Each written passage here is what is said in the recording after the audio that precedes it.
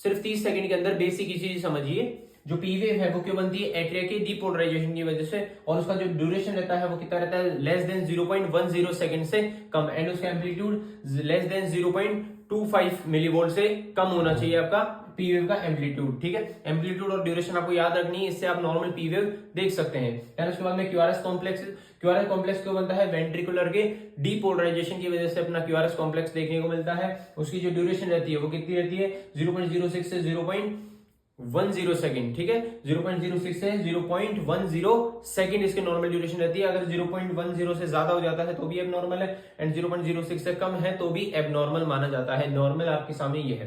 Then उसके बाद में टी वेव, टी वेव क्यों बनती है? ये आपकी टी वेव है। टी वेव क्यों बनती है? वेंट्रिकल के रीपोलराइजेशन की वजह से आपको टी वेव देखने को मिलती है। इसको जो एम्पलीट्यूड रहता है वो कितना रहता है? Less than 5 mm limb leads के अंदर and less than 10 mm chest leads के अंदर। देन उसके बाद में पीआर इंटरवल, पीआर इंटरवल क्या होता है?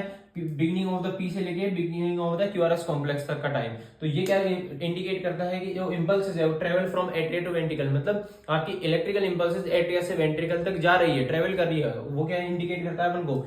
पीआर इंटरवल ईसीजी में उसको देखने को मिलता है। इसकी जो नॉर्मल ड्यूरेशन है वो कितनी रहती है? 0.12 सेकंड से 0.20 सेकंड इसकी नॉर्मल ड्यूरेशन रहती है। आपको ध्यान रखना है, अगर इससे ज्यादा हो जाए तो भी एबनॉर्मल होता है, एंड इससे कम हो जाता है तो भी एबनॉर्मल होता है।